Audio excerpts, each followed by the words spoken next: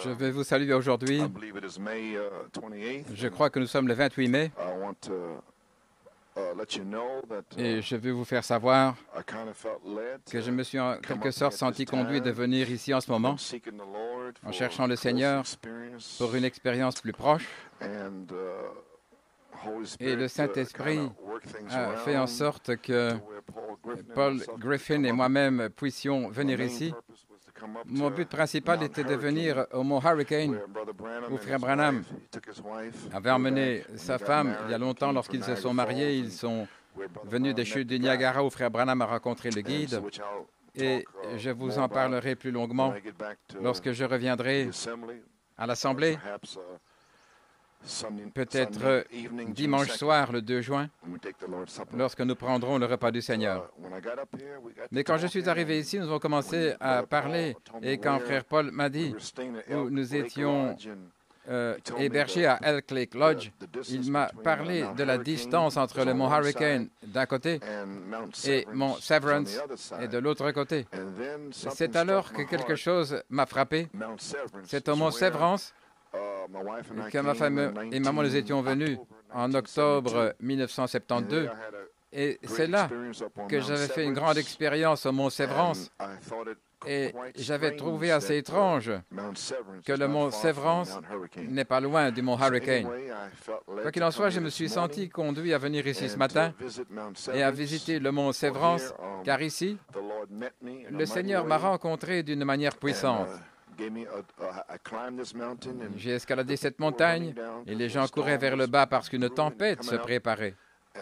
Et le Saint-Esprit m'a dit, 2 ou 3 jours auparavant, de monter au sommet à ce moment précis, ce jour-là et à cette heure-là. Et les gens descendaient, me disant de descendre de la montagne parce que la montagne est si petite, je vous montrerai au sommet, et que vous pourriez être emporté par le vent. Et le vent a balayé la montagne et je suis quand même monté.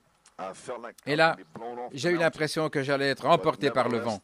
Mais néanmoins, Dieu m'a donné un signe puissant, un double arc-en-ciel, dont je connais la signification. Le mont Severance, j'essayais de me circoncire de toute chair et de toute incrédulité et de me séparer alors que Dieu parlait à mon cœur pour quelque chose que je sentais bouger dans l'esprit et que nous connaissons tous maintenant, c'est-à-dire la venue de la révélation de 7 tonnerres. Quoi qu'il en soit, je voudrais que Frère Paul balaye un petit peu ici avec la caméra l'aire du stationnement d'où nous partons et puis vous pouvez voir, nous en sommes ici. Nous ne sommes pas loin du lac Scroon, là où Jack Wirston avait son camp de la parole de vie. Certains des anciens de l'Église, nous avions l'habitude de venir ici au début des années 70 pour passer quelques vacances. Donc à quelques kilomètres seulement du camp de la parole de vie de Jack Wirston. Nous sommes au pied du mont Severance et nous allons escalader la montagne, la gravir, en passant par ce petit tunnel. Et nous avons beaucoup de beaux souvenirs et de bénédictions que j'ai reçues ici. J'en parlerai davantage au sommet de la montagne alors que nous monterons sur le mont Severance et sur ce que le Seigneur a fait ici pour nous. Donc, alors que nous continuons à gravir la montagne, nous faisons une pause ici et nous vous parlerons plus tard. Nous prendrons peut-être quelques images pour vous montrer le paysage et j'aurai l'occasion de dire quelques mots au sommet de la montagne. Que Dieu vous bénisse.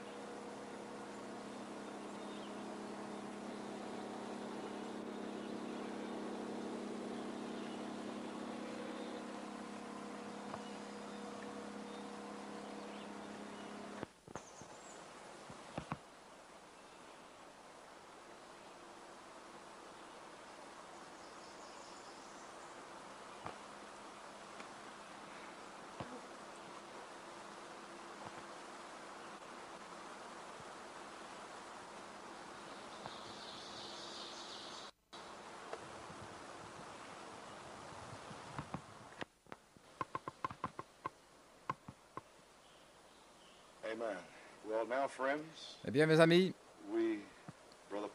frère Paul et moi avons escaladé le versant rugueux de la montagne et le vieil homme est fatigué, mais il faut que j'y arrive. Nous approchons donc maintenant du sommet du mont Sévrance. Et c'est ici que je suis venu en 1972, en octobre, et c'est là que le Seigneur m'a dit de circoncire la chair pour me préparer à une grande expérience.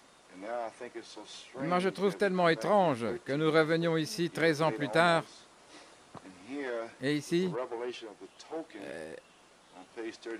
la révélation du signe, à la page 31 du signe, frère Branham dit, ne circoncisez pas seulement ce qu'il y a dans votre cœur, mais circoncisez votre être entier, qui est à la personne de Jésus-Christ. Ceci, dans son essence, est la raison pour laquelle nous sommes arrivés au sommet du mont Sévrance, avec la révélation que l'heure est venue de circoncire nos esprits humains, nos corps, nos mains, nos pieds, nos langues, nos yeux, nos 16 éléments, qu'ils soient circoncis, afin que le Seigneur Jésus-Christ, avec la promesse de la voix de l'archange, descende et se voile derrière notre peau humaine et prenne sa position dans la chair d'honneur sur le trône de nos cœurs. Et là, comme au temps des apôtres, Christ sera voilé là dans la chair d'honneur. Nous lui donnerons la chair d'honneur en chassant toutes les convoitises, la chair, les souillures du monde, les choses du monde, la convoitise des yeux et l'orgueil de la vie. Et la convoitise de la chair sera chassée dans nos cœurs, purgée et lavée lorsque nous circoncirons nos êtres entiers afin que la personne de Jésus-Christ puisse habiter en nous et que le voile de Rebecca puisse retomber sur nos esprits humains. Amen. Et que le signe puisse être exposé sur nos cœurs et se refléter sur la terre, parce que nous avons la révélation des 7 esprits parfaits qui se reflètent du ciel, parce que nous l'avons sur notre trône. Alors cela peut se refléter du ciel vers la terre, sur notre trône, et de notre trône, là, vers le monde, à nos familles, membres d'Église et à tout le monde. De la sorte, faisant de Jésus-Christ le même hier, aujourd'hui et pour toujours, la parole faite chair, le véritable baptême du Saint-Esprit, le signe manifesté. Donc, suivons-nous sur la montagne, je vais vous montrer un petit arbre auquel j'ai dû m'accrocher avant de voir le grand double arc-en-ciel. Que le Seigneur vous bénisse.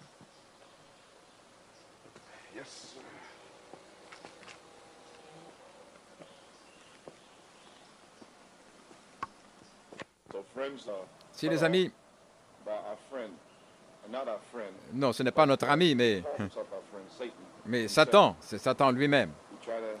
Il a essayé par le mécanisme de la vidéo, mais je crois que nous avons de la batterie à nouveau.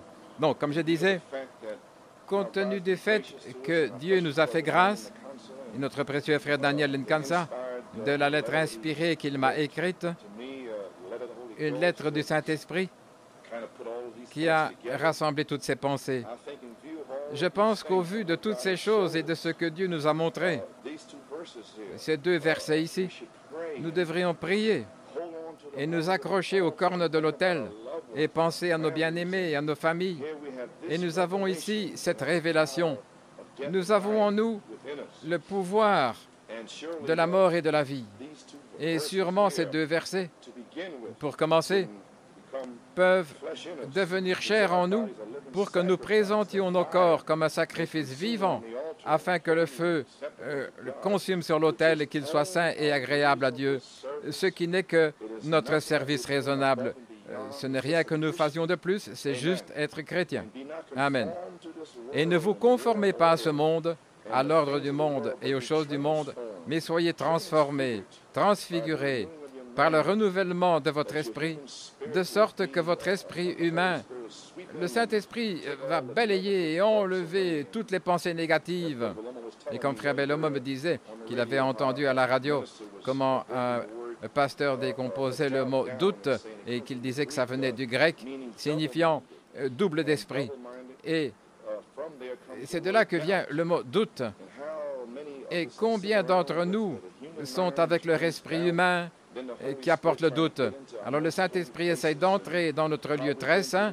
Nous avons vécu cela ici, le rêve de frère Jared Lévy, comment le Saint-Esprit pourrait-il s'emparer de ce qui est formel et extérieur, et puis vous ne m'avez pas adoré intérieurement et volontairement, et juste auparavant, extérieurement, tant d'entre nous.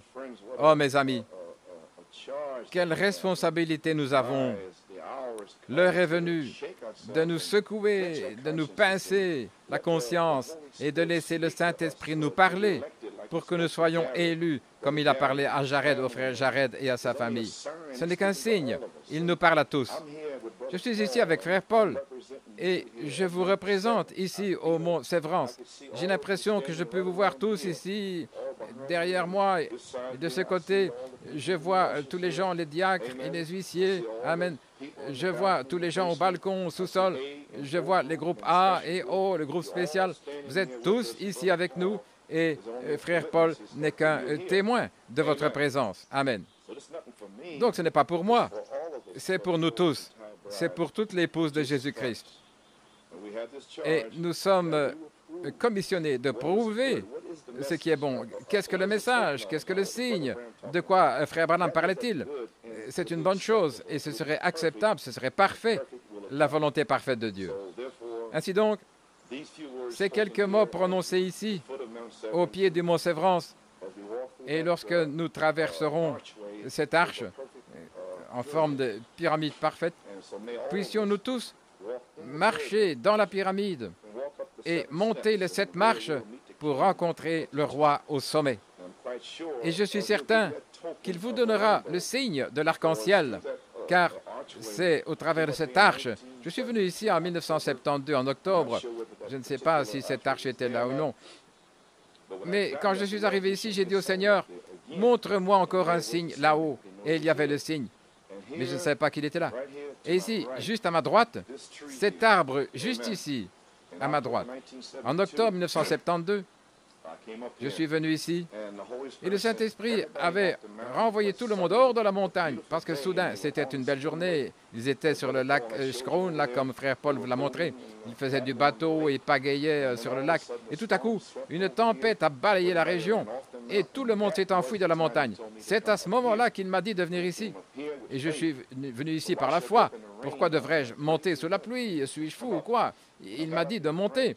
Et je suis monté ici, mes amis. Vous pouvez voir où se trouve frère Paul. En octobre, il n'y avait pas de feuilles ici et vous pouvez voir d'un côté à l'autre. Et, voyez-vous, de ce côté-ci jusqu'à ce côté-là. Et il y avait un vent d'une telle force qui est passé par là. Il était si puissant. C'était le diable. Et il a essayé, en fait, de me faire tomber ici. Et j'ai dû m'agripper à cet arbre, comme ceci, et tenir ferme, pour ne pas être emporté par le vent. Je me suis accroché ici, je me suis accroché, j'ai prié, j'ai prié, je priais. Je ne pouvais pas bouger. J'ai cherché un gros rocher derrière moi pour me cacher. Mais si j'avais bougé, il m'aurait emporté. En fait, c'était le diable, au sens propre, avec un vent si fort pour m'emporter d'ici. J'ai tenu bon, mes bras s'affaiblissaient, je m'accrochais à la vie. Amen. Et tout à coup, c'est comme ceci, j'étais en train de prier. Puis le Saint-Esprit m'a parlé. Il a dit, tourne-toi vers la droite. Je me suis tourné. Tu peux tourner la caméra par là? Je me suis tourné à droite. Et vous pouvez voir le lac Scroon là. Garde la caméra juste là. Et juste là où il y a la caméra, vous regardez maintenant, c'était le lac Scroon.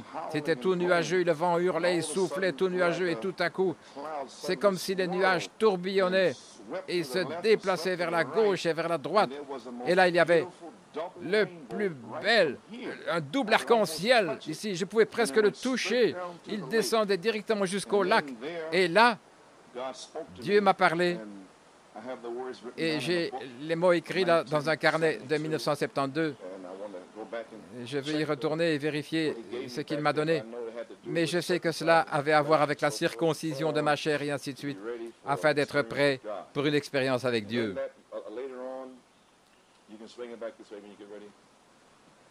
Et plus tard, ce soir-là, quand je suis descendu de la montagne, ma femme et moi, nous étions en train de prendre le souper, là, et tout le monde parlait.